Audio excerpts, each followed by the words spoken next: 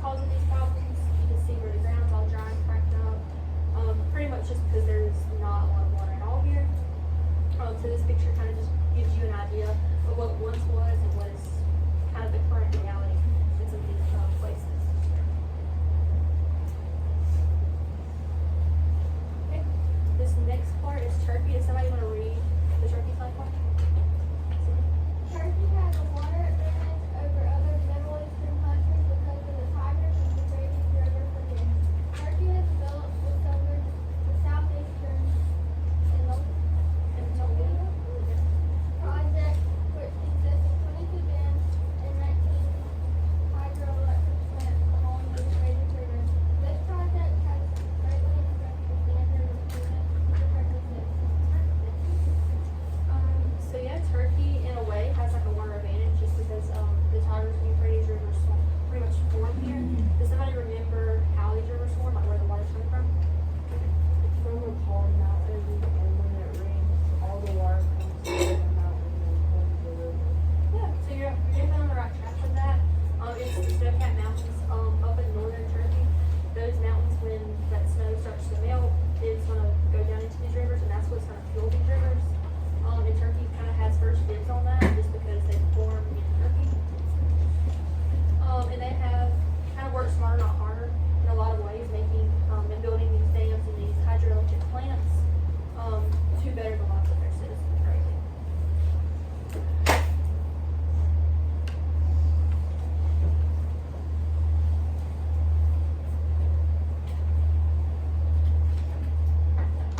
Right. This is one of those dams that they have built. On this far outside picture is all the water that Turkey is keeping for themselves. And down here you see this like little bitty like river that kind of runs through. That's what southern countries are going to get. So like Syria and Iraq, which we're going to talk about in a second, are getting so much less water than they originally would if this dam wasn't built here.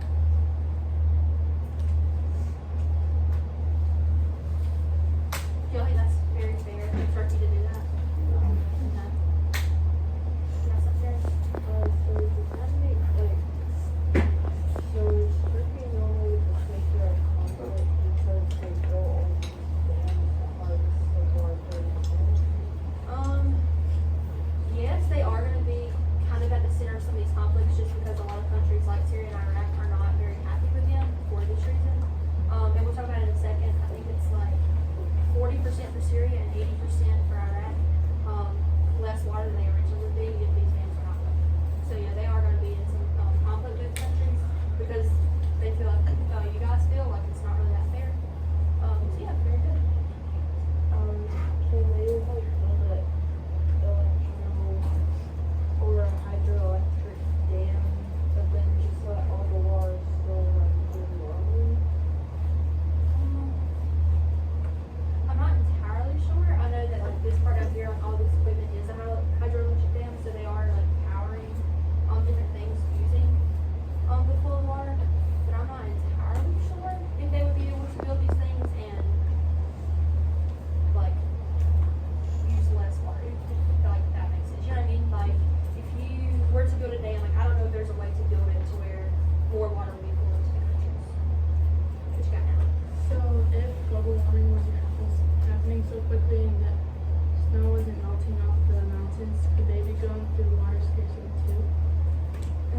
Like in Turkey, they actually do have their own problems, even though they have a lot more water than other countries. And a lot of that's going to be pollution. So scarcity being not enough water, they have enough water, but it just might not be clean and usable for like drinking, just for like household use. So even though they have it, some of it might not be the best like quality of water. So yeah, you are right. Alright. So Turkey has to deal with these problems of water pollution, like we kind of just talked about just here a second ago. That's going to be like chemical fertilizers coming from agriculture, and industrial waste like we talked about yesterday. Just like batteries and stuff dumping their dirty water into these rivers, and just chemical runoff from agricultural practices.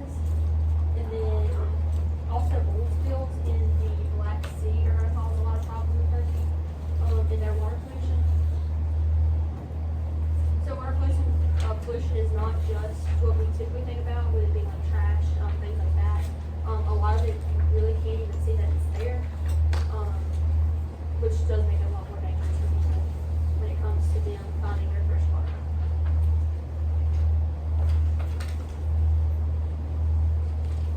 What is the black? Is it just a big, massive oil? No, so the Black Sea is actually a sea that is located in the Middle East that like borders Turkey. I don't believe you guys have to have that on your map or anything like that, but it's basically just like another body of water that's in this area that's being affected by oil spills and things like that. You can add it to your map if you want to, it's fine. Yeah, you guys are advanced content, if you wanna add stuff to your map, go for it. Alright, so this is in Istanbul, which is the capital of Turkey. Like we just mentioned, this is just kind of the way a lot of people see water pollution. It's not the only way, but this is just one example. Wesley? Are those bags or jellyfish? I think these are all jellyfish, and then everything kind of more this way is just like trash and things that have been kind of deposited in this area. Wait, do you think that's like very healthy though for the jellyfish though? So it's not just affecting us, but it is affecting different species that live in these areas. So we're not the only thing affected. Really, the whole ecosystem is going to be affected by this, which is something a lot of times we don't really think about, but it is a reality and it's very true.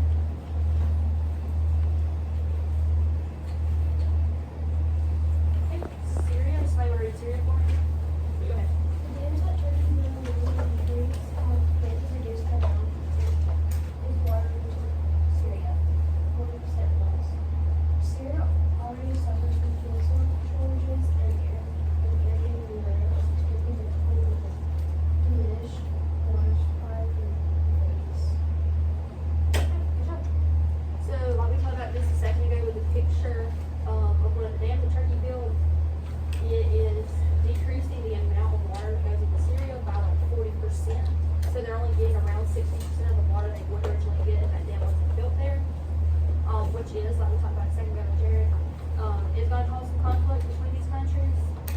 Syria already suffers from food shortages. They don't have enough water to irrigate their land to adequately grow crops. So they are going to have a lot of problems, not just with water, but with food because of this water scarcity problem.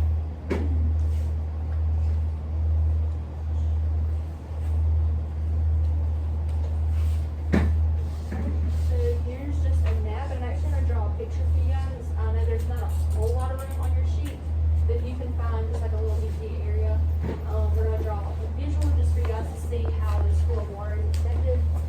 I'm not an artist, so y'all please don't pick on me too bad about my drawing, but we'll make it work. So we're going to have our country of Turkey. We're going to draw the Euphrates River and the water coming off of the snow-capped mountains.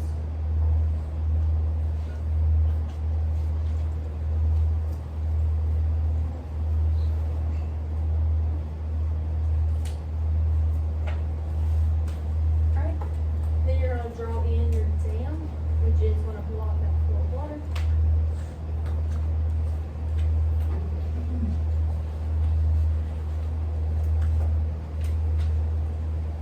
Okay, so now we have Syria.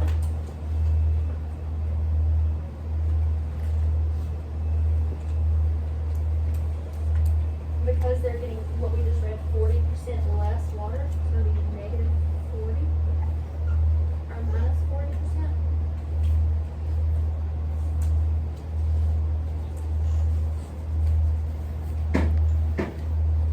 And we're going to kind of shrink our river down to show that 40% decrease in water.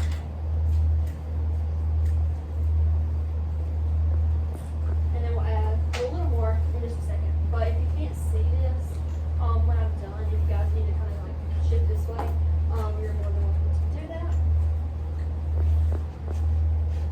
This picture, just to sit here and talk about it for a second, there's not a whole lot of context on the picture, like I don't know how old this kid is, but by the looks of it, he's probably around y'all's age.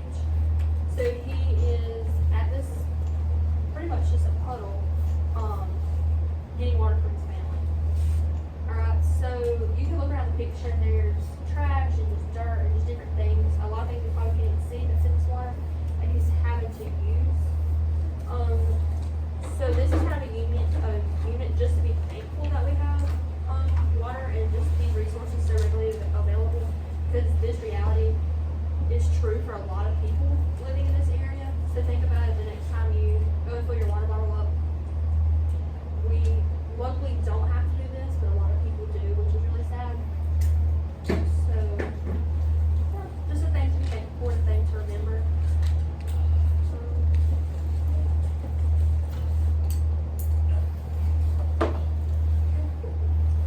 The last thing with Syria is just in order to keep water for their country, they are also going to have to be like Turkey, think a little smarter, not harder, use the water that they have and build some dams on the Gun River as well. Now this is going to cause some conflict with Iraq, because Iraq is going to be directly affected by this.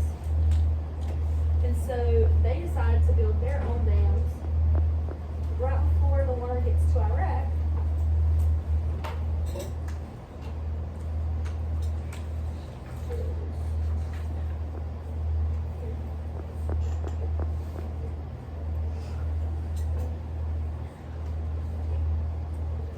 And they're gonna get about 80% less water, which we'll talk about in just a second. So they're not getting very much at all because of these dams that these other countries have built. And that is gonna cause conflict between the two of them. And you'll have 80% in your automatic section.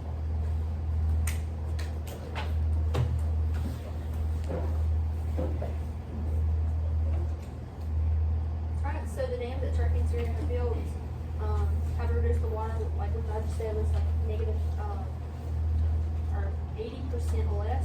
So they're only getting around 20% of the water they should be getting. That's really affected their economy, and their food supply, just different things that are being affected by this problem. Like wheat and rice production, they're not able to adequately grow their crops because they don't have enough water. And the water they do have, they need for different uses. Yeah. So they can't even use like other like seeds or like the Persian Gulf. They could, but the water. But it would be desalination. Right, exactly. So we'll actually talk about that tomorrow. The process of desalination. So they could do that. It's just very, very expensive for them to do it. So what little bit they have, they try to just use the best they can. But that is an option. And then there's that map again. And kind of like the picture I showed you guys earlier. At one point or another, this would have been a full river where you could not stand in it. Now, unfortunately, you can, as these people are doing. And so that just shows how limited it is and how quickly that these rivers and these water sources are drying up.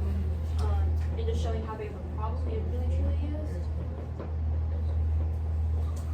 And then who wants to read this slide for me? Or Iraq? You are. Also faces worsening as a result of industry and petroleum drilling. Also, food decades of warfare have caused damage to Iraq's water. So yes, what little bit of water they do have is unfortunately affected by pollution. A lot of this being through like the petroleum industry, which is using oil heavily, which is causing that pollution, and then that has caused problems with warfare and things like that with other countries because they don't look as fair. That they only get 80% or 20% of what they're supposed to get because of these other countries. So that is going to cause a lot of conflict and problems. And unfortunately, that is damaging some of their treatment plants that they have, which pretty much just like kind of filtrates the water to make it safe.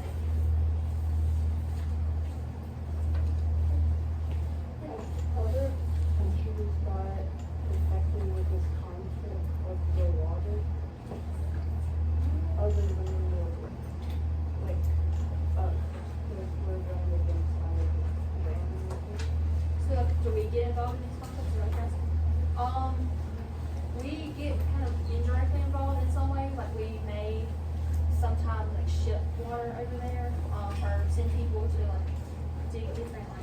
sunk to give people water. So we do indirectly get into these conflicts, but not necessarily on the battlefield or anything like that. Okay. The next little thing is an activity that I'm gonna have you guys do. So I have a lot of instructions coming up, so y'all just listen up for me. We're gonna do it in like groups, and you're gonna be like pretty much a newspaper team. So there's gonna be 5 different roles that each of you will play, and you'll get to like kind of decide which roles will be. So our roles is like the head journalist. Your job is to pretty much kind of facilitate the group, keep the group on task. You're gonna come up with the newspaper title and then your headline. You are also gonna write down all the names of you and your group members and what their roles are on the back, so let me know who did what part.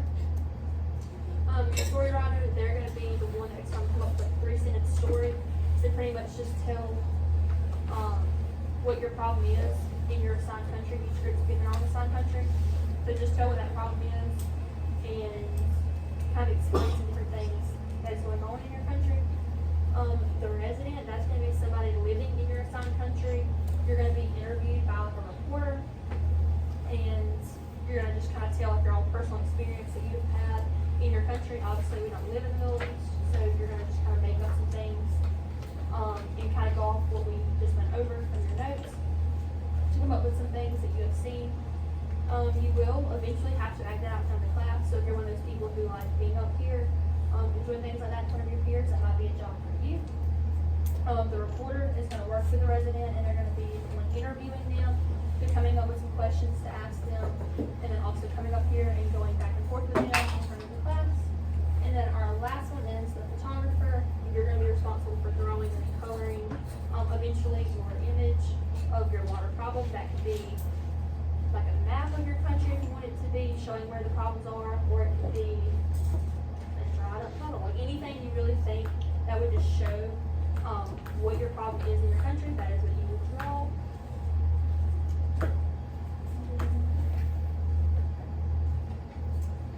Once I give out these sheets, I will kind of explain where each thing goes.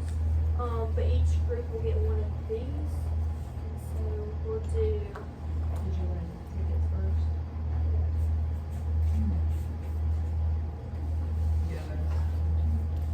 And then I also have these like little ticket outdoors. I'm getting them to you early, because if you finish your like own little personal role within your group, you can go ahead and work on these. It's just like one little question. Just give me a couple sentences, just explaining what your topic is, and then we'll take those up before you leave. Do you want this? You want to show this right now? Okay. Or you want to wait? Okay. Okay. They need the rolls first. Yes, ma'am. Actually, they might need to see Let's it leave that just there. so. Yes, ma'am. Just tell me when. Okay.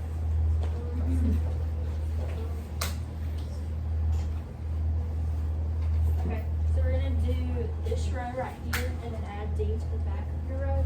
So you guys will be like a group of 4. Hey, Miss Neesmith, it works out perfect, 1, 2, 3 for these empty seats, right? Each group of 5, we can put our 3. We can do that. That works out. That's the number for Capital Rise. Okay. So Eli, go, sit at that empty desk over there, take your stuff with you. Jackson right here behind McKinley, Hadley right here behind, Colton, and then you can tap on it, right? So we have 1 extra. Yeah. Dean, Raleigh, Kiari, Natalie, Peter, and Bella. And then, is there somebody going here, or is this going to be? Better just be here for break, yeah, sorry, I missed No, you're totally fine. Yeah, there you go. Unless you wanna move one of these guys to that group. Either way. I think they're capable, that group's fine. Yeah. Alright guys, so I'm gonna go ahead and pass out one of these sheets for the group, and then each person gets their own like little quarter sheet. Here, I'll move the tickets if you want to. We got like 2 minutes before I gotta go to lunch. Then I will go ahead and give you your assigned country, but we're gonna work on it after we get back from lunch. So you guys are here, you guys are gonna be Turkey. Ruben's group, y'all are gonna be Syria. You guys will be Iraq. You guys will be Turkey. go to Syria, and you guys will be alright. And then you guys back in the back, or actually, They're tacking on. there's not a back group, okay. There you go. It's fine, Wesley, we cleaned it up. So if you want to go ahead and start discussing what your role will be with your group, finalize that. For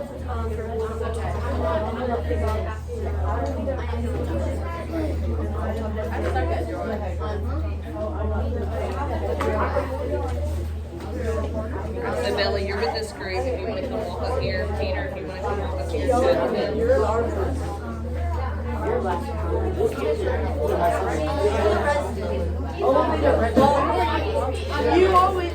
already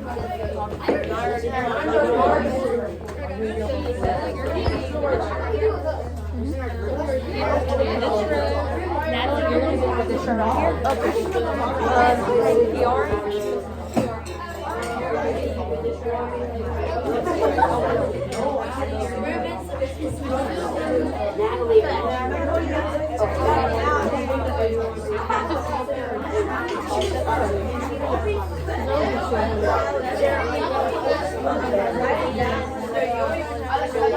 Natalie.